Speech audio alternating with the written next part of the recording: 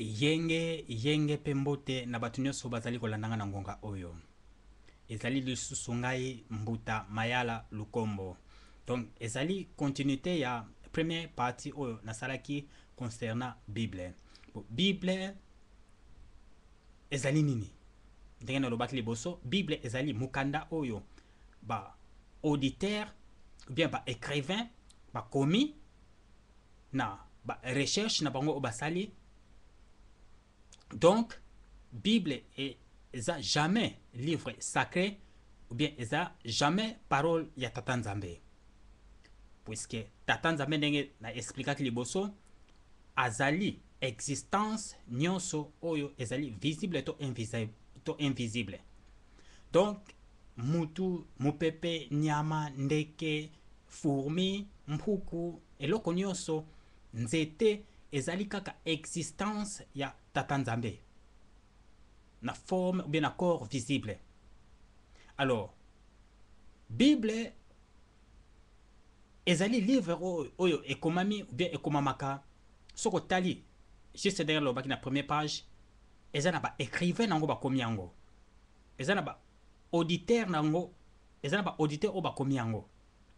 Donc ezali ba makambo moko, eza ba recherche nde oyo ba recherche na bango bazui ndenge na lobaki liboso, eza ba matière ou bien eza ba notion oyo euti na ba livre mosusu lokola Torah na Talmud. Alors na yango Bible ezali livre sacré te, pe ezali parole ya Tata Nzambe te.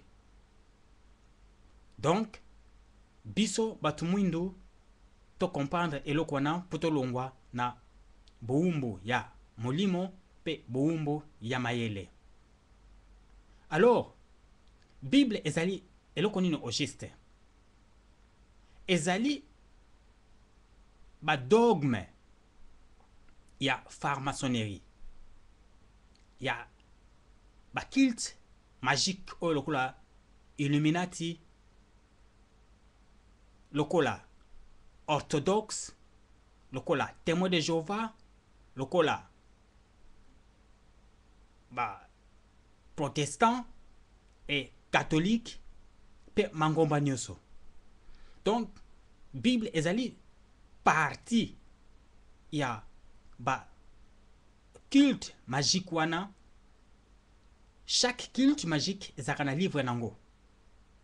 Donc livre Bible ezali kaka mukanda ya ba culte magique wana, juste pour en faire dormir mutu spirituellement na intelligemment na force ya ko se gouverner. Donc franc-maçonnerie, Illuminati ezali babiloko oyo normalement babenyango kindoki. Mais kindoki mundele abombaka yango. Pour mundele azali source ya kindoki. Mais siko abombaka yango na bakombo. Comme tellement que kombo ya sorcellerie et revesa, bayeko binisa witchcraft et revesa, ba bombe yango na ba kombo wana mususu o etikali. Lokola orthodoxe, lokola Illuminati, lokola Skull and Bone, lokola témoin de Jéhovah, lokola ba protestant do ba kombo ba catholique, eza nango kaka ba branche ya culte magique. Mais alors ba oyo bakendaka neti na ba église catholique, ba église protestant, ba orthodoxe, bazalaka ba ndimi moko ou bien ba pasteur moko mingi bazalaka ba no initié.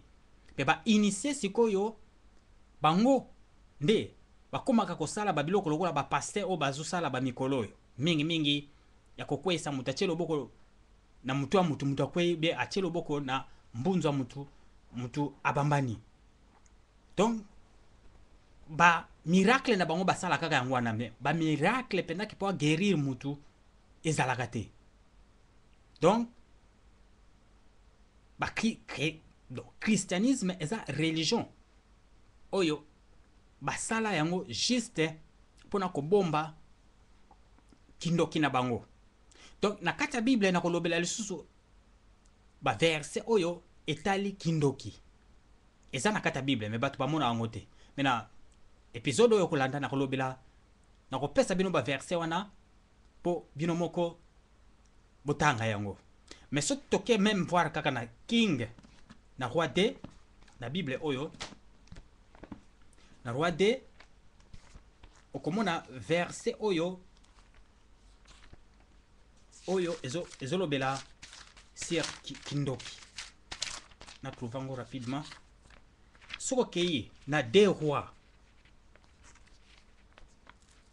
17 okei na verset 16 oye kotanga ngo ti na 18 verset oyo bazoloba nini babandaki kosakrifie bana na bango ya basi na bana na bango ya mibali epai ya babanda kosakrifie bango na moto epai ya die na bango oyo babengaka na komba Molok.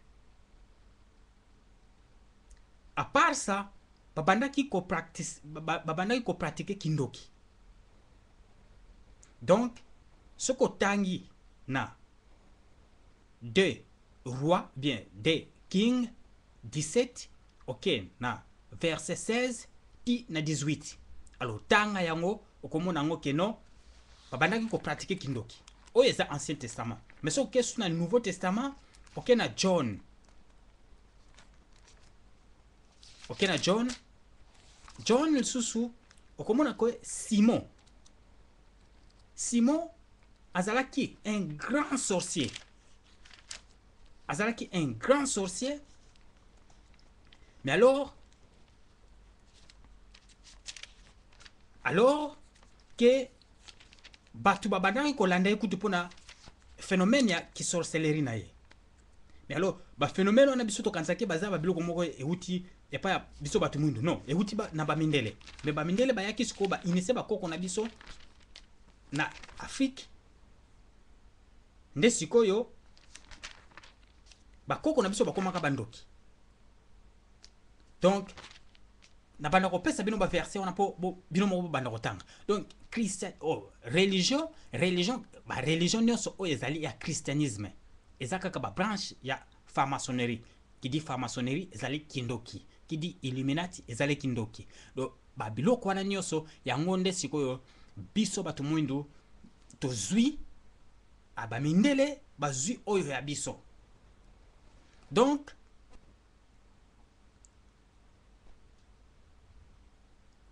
notion etali tata nzambe azali tata nzambe mokeli na tata nzambe le superviseur. Tata nzambe mokeli azanani na spiritualité tobengaka tata nzambe mokeli azali énergie créative. Énergie créative wana ezali eloko nyonso existence nyonso na mokili. Existence nyonso na mokili yango babengaka énergie créative. Et donc, ils appartiennent à énergie créative. Mais alors, tango ezali nanu invisible, yango tobengaka esprit. Mais tango comme visible, donc eza matière oyo elongwe na esprit wana ya matière nesiko ekomi visible ekomi eloko oyo emibimisi na kati ya matière.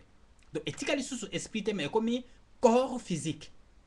Alors, corps physique, on a eza ngo ka partie manifestation de tata nzambe aza le créateur aza eloko nyonso ezoko eza ezalisami nyonso ya existence ya monde.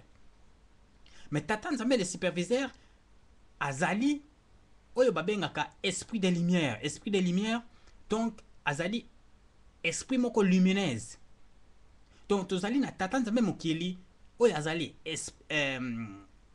énergie créative et puis tozana tata nzambe le superviseur. Donc chaque race bazana esprit superviseur na bango.